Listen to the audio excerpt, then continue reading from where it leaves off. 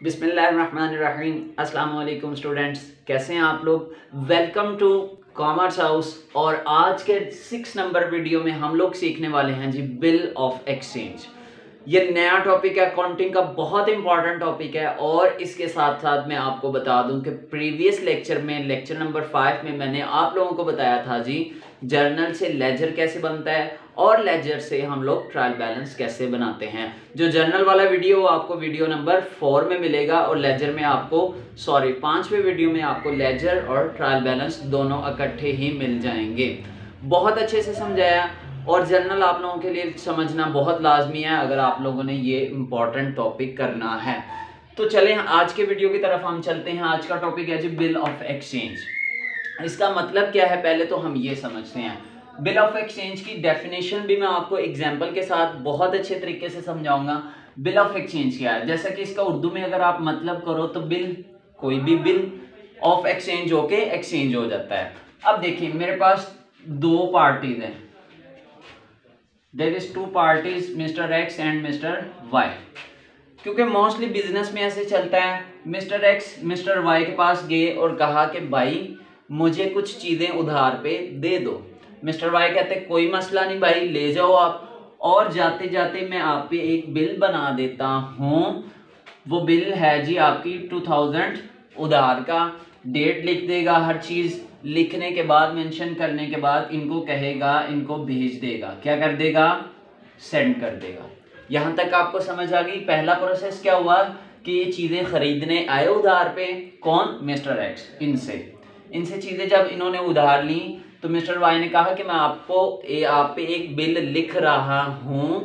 और बात याद रखना, ये सिर्फ लिखा गया है, इस पे कोई शर्त वगैरह नहीं लगाएगी। कोई ऐसी शर्त नहीं लगाएगी कि भाई अगर आप उधर से फलां से कूद करोगे, छलांग लगाओगे तो तब मैं आपको उधार चीजें दूंगा। ये कह देता है कि भाई अगर आप ऐसी कोई शर्त रखोगे तो तब मैं आपको इस पे साइन करूंगा। ऐसा वैसा इस पे कुछ भी नहीं है। तो ये इसका मतलब ये अनकंडीशनल हो गया, इस पे कोई शर्त नहीं है। इन्होंने इस बिल को लिखने के बाद इन्होंने इनको भेज दिया। भेजने के बाद इन्होंने इस बिल पे क्या किए? दस्तखत। मिस्टर एक्स जब दस्तखत करेगा, ये मैं दस्तखत कर देता हूं। जैसे ही उन्होंने साइन किए मिस्टर एक्स ने, उसको कह देते हैं जी एक्सेप्टेंस ऑफ बिल। ठीक है, तो इसका मतलब एक्सेप्टेंस ऑफ बिल। यहां आपको बिल ऑफ एक्सचेंज की डेफिनेशन के साथ साथ आपको एक्सेप्टेंस ऑफ बिल की भी डेफिनेशन क्लियर होगी कि जब मिस्टर एक्स, जिसको हम ड्राई कहते हैं, इसको हम क्या कहते हैं? DRAW, और इसको हम कहते हैं ड्रायर। स्पेल मिस्टेक हो सकता है। अच्छा, ड्रायर और ये कौन है? ड्राई। जो चीजें बेच रहा है वो क्या कहलाता है? ड्रायर। और जो चीजें खरीद रहा है वो क्या कहलाता है? ड्राई। जो चीजों पे साइन करेगा वो क्या कहलाता है? ड्राई। ठीक है, दोनों पार्टीज का पता चल गया। अब एक्सेप्टेंस ऑफ बिल की डेफिनेशन क्या है कि जब ड्राई बिल पर दस्तखत कर दे उसे हम कहते हैं बिल का तस्दीक होना, उसे कह देते हैं बिल का एक्सेप्ट हो जाना। अगर ये सपोज नहीं करता बिल पे साइन, कहे मैंने तो खरीदी नहीं है, कब खरीदी? मुकर जाए फौरी, तो उसका मतलब डिसऑनर ऑफ बिल या रिजेक्ट ऑफ बिल भी आप लोग कह सकते हो। ठीक है, अब इसकी जरा बिल ऑफ एक्सचेंज की डेफिनेशन ऐसे ही बना दो जैसे मैंने आप लोगों को समझाया कि ये एक ऐसा बिल, गैर मशरूत बिल है जो कि एक पार्टी की तरफ से दूसरी पार्टी की नाम लिखा जाता है और दूसरी पार्टी उस पर क्या करती है जी? साइन करती है। ऐसे बिल को क्या कहते हैं? Bill of exchange. बात समझ आ गई? चलें, आज मैं आप लोगों को बता दूं कि इसके नॉर्मली 8 केस हैं। कितने हैं? 8 केसेस हैं, जिसमें इस वीडियो में हम लोग करेंगे 3 case, first, second and third one. चले इसको मैं रेज करता हूं और हम अपने नेक्स्ट टॉपिक की तरफ चलते हैं जो कि हमारा होगा जी। चले मैं लिख के बताता हूं आपको क्या होता है। ये मैंने कर दिया है साफ। रेज करने के बाद बिल ऑफ एक्सचेंज के 8 केसेस हैं। फर्स्ट वन क्या है, एट मैच्योरिटी।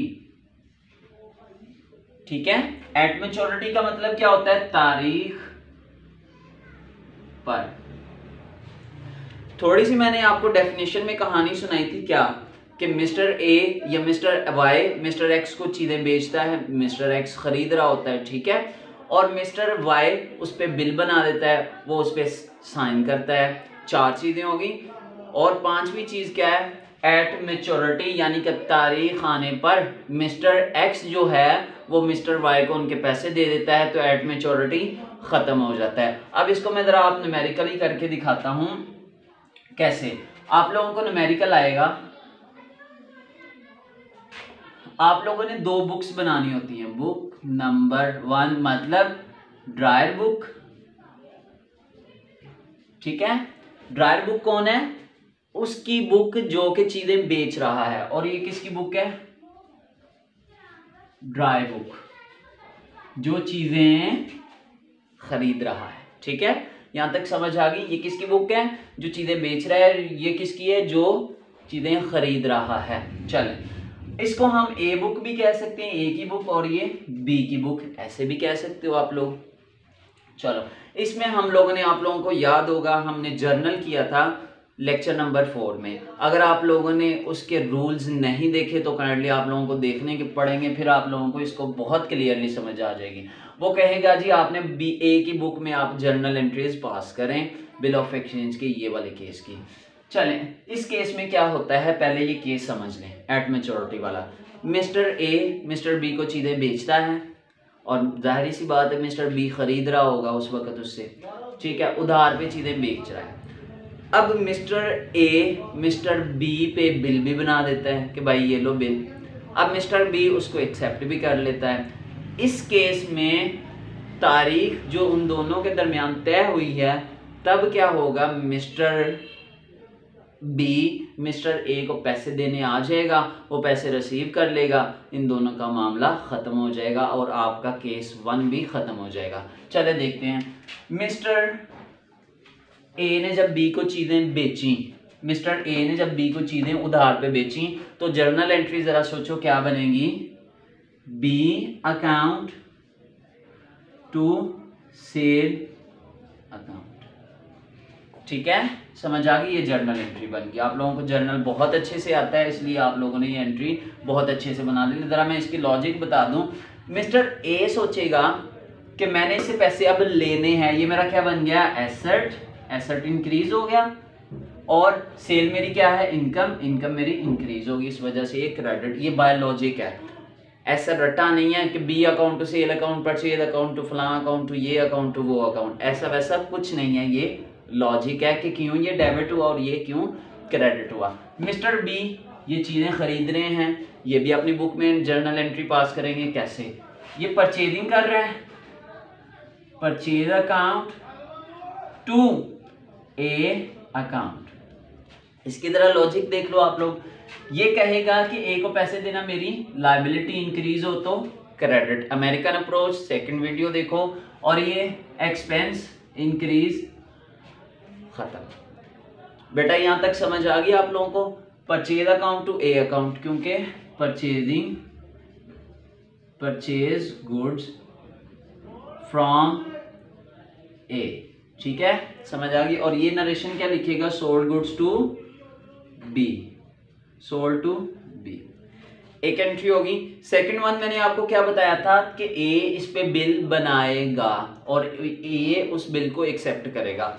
चले, जब ये ए बिल बनाएगा उस पे, तो जब बिल बनाएगा तो एंट्री पास करेगा, bill receivable account to A, sorry, B account.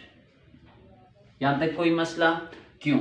ये कहेगा कौन, ए कहेगा कि भाई अब मैंने बिल बना दिया है, अब मेरा एसेट कौन बन गया, बिल रिसीवेबल, और ए मेरा एसेट क्या हो गया, ये खत्म हो गया। मैंने पैसे किस पे लेने हैं जी, बिल पे लेने हैं, bill receivable.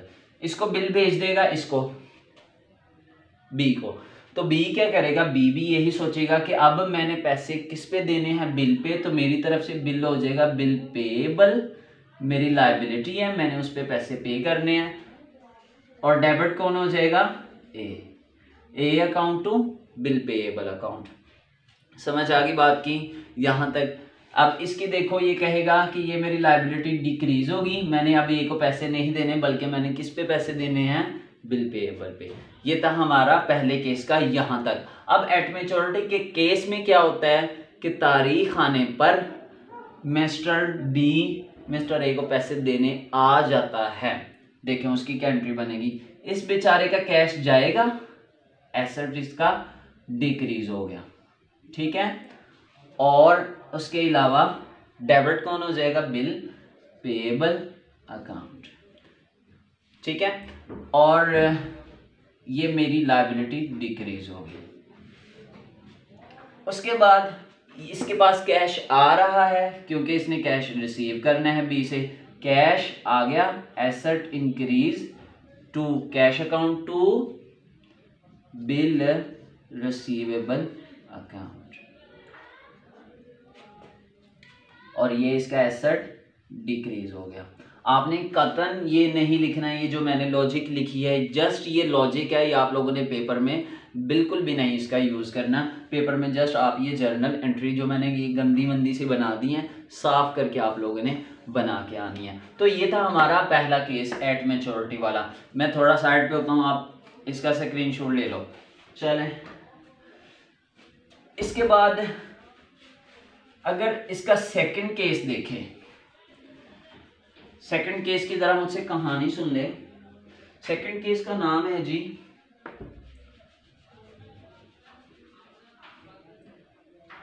Case number second, उसका नाम है discounting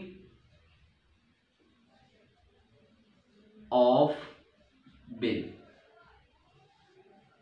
discounting of bill second case का नाम है ये।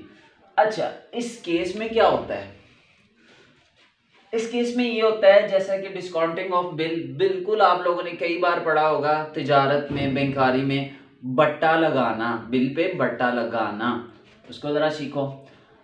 ए ने बी को चीजें बेची, बी ने खरीदी, ठीक है, और ए ने बी को बिल बना के सेंड कर दिया, बी ने उसे एक्सेप्ट कर दिया। एक्सेप्ट करने के बाद तारीख आई इन दोनों के दरमियान, 10 तारीख किसी भी मंथ की आप लगा लो, वो तय हुई थी इन दोनों के दरमियान। मिस्टर ए जो है, ये मिस्टर ए को कब ज़रूरत पड़ेगी पैसों की, 5 तारीख को। 5 दिन पहले ही इनको ज़रूरत पड़ गई, ठीक है। अब 5 दिन पहले जब ज़रूरत पड़ गई तो ये चले गए अपने बैंक के पास। बैंक के पास जाके बिल रख दिया बैंक के सामने, और बैंक को कहा कि भाई मुझे पैसों की आज ज़रूरत है, मुझे बी बहुत अच्छी कंपनी है, मल्टीनेशनल कंपनी है, उसका बिल है, बिज़नेस बहुत अच्छा है, आप रख लें, मुझे पैसे दे दे। बैंक कहेगा ठीक है, 10,000 का बिल है, मैं आपको 9,800 रुपया मैं आपको दे देता हूँ, 200 रुपया मैं अपनी डिडक्टिंग कर लूँगा। ये केस की समझ आ गई। चले मैं इसको आपको वैसे करके देता हूँ।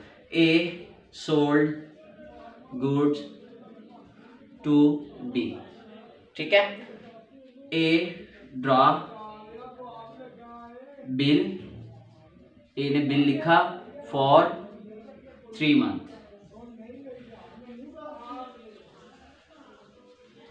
ठीक है, यहां तक समझ आ गई।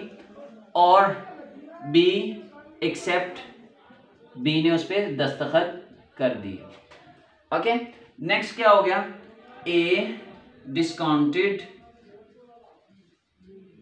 इट मतलब किसको, उसको बिल को। A discounted it from his bank,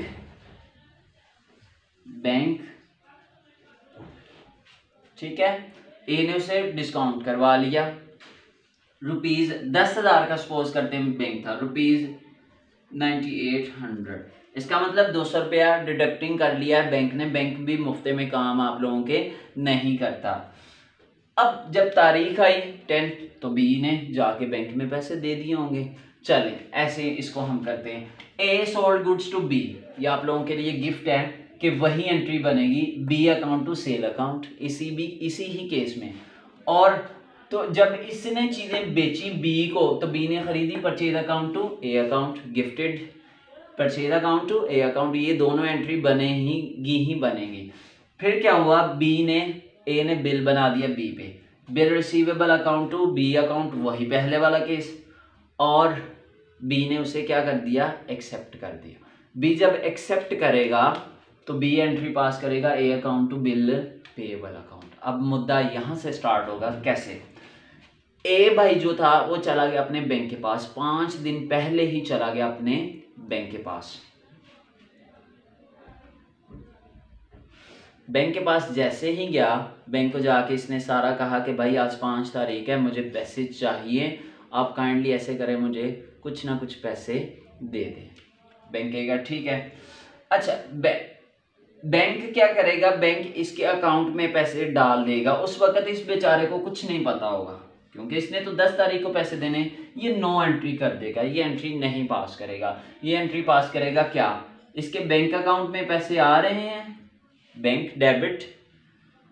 और मुझे एक बात बताओ, इस बेचारे ने ए ने कुछ ना कुछ एक्सपेंस जो हैं वो बैंक को पे करने हैं जल्दी पैसे लेने के, वो क्या हो जाएंगे, बैंक चार्जेस या डिस्काउंट ऑफ बिल, आप डिस्काउंट कह सकते हो,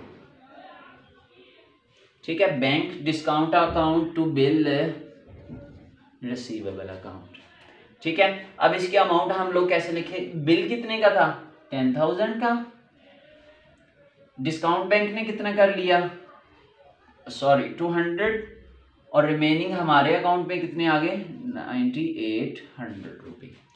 यहाँ तक समझ आ गई आप लोगों को, स्क्रीनशॉट ले लो।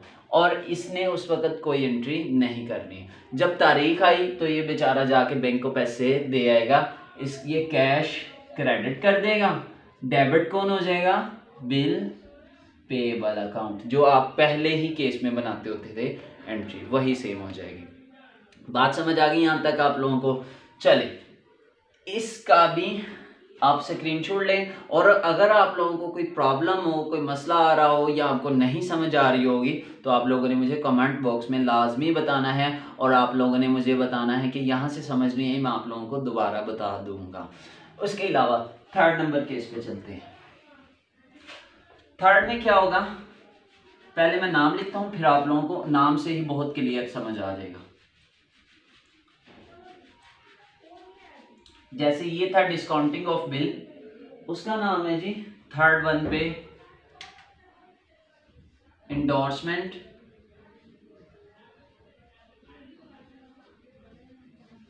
Of bill. इंडोर्स इंग्लिश का लफ्ज है जिसका मतलब होता है मुंतकिल करना, यानी कि बिल को आपने मुंतकिल कर देना है। इस सिनेरियो में क्या होता है, ए ने बी को चीजें बेची, बी ने खरीदी, वही दोनों एंट्री, और ए ने बी पे बिल बना दिया, वही एंट्री, और बी ने उसे एक्सेप्ट कर लिया, वही एंट्री। अब यहां से कुछ चेंज हो जाएगा। क्या चेंज होगा, ए जो शख्स है,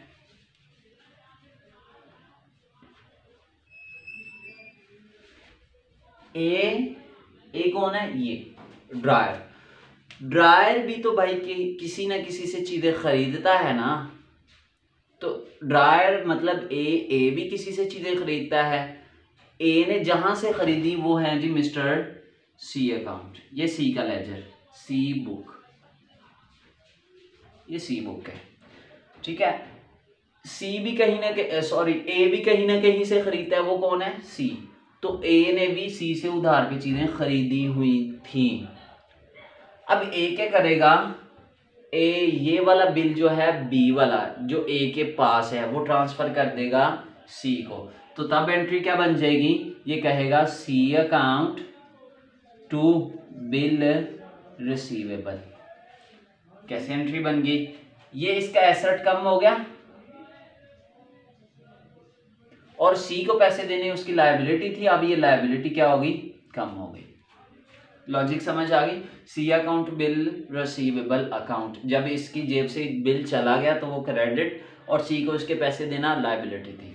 अब सी के पास बिल आ गया, bill receivable account to A account. इसकी लॉजिक जरा सीखें। बिल रिसीवेबल क्या था, इसके लिए एसेट बन गया, और ए इसका एसेट था, वो क्या हो गया, डिक्रीज हो गया। समझ आ गई यहां तक। अब क्या हो गया, मिस्टर बी को उस वक्त कुछ भी नहीं पता था। अब ये क्या करेगा, ये कैश पे करेगा और ये कैश रिसीव करेगा। ये कैश पे करने की एंट्री क्या पास करेगा, bill payable account to cash account. ठीक है, वही वाली एंट्री जो आप हर केस में करते आ रहे हैं। ये क्या करेंगे, कैश रिसीव करने की एंट्री पास कर देगा, cash account to bill receivable account. ठीक है बच्चों, ये थे हमारे आज के 3 केसेस। लेकिन आप लोगों का मैं बता दूं, 1, 2 और 3 को भी आपने इसकी तीसरी साइड पे लिखना है, क्योंकि मेरे पास थी जगह कम। ओके, तो आज की वीडियो में हम लोगों ने क्या क्या सीखा है। हमने बिल ऑफ एक्सचेंज होता क्या है, बिल ऑफ एक्सचेंज के कितने केसेस हैं वो मैंने आप लोगों को शुरू में ज़रा देखी हैं, मैंने दोबारा बताए होंगे आप लोगों को, और इसकी एग्जांपल मैंने दी। इसके अलावा मैंने आप लोगों को first case at maturity, at discounting of bill और एंडोर्समेंट ऑफ बिल सिखाया। चलें, इसके बाकी केसेस जो हैं वो नेक्स्ट वीडियो में मैं आप लोगों के लिए लेके आऊँगा। तब तक मुझे दीजिए इजाज़त। अल्लाह हाफ़िज़।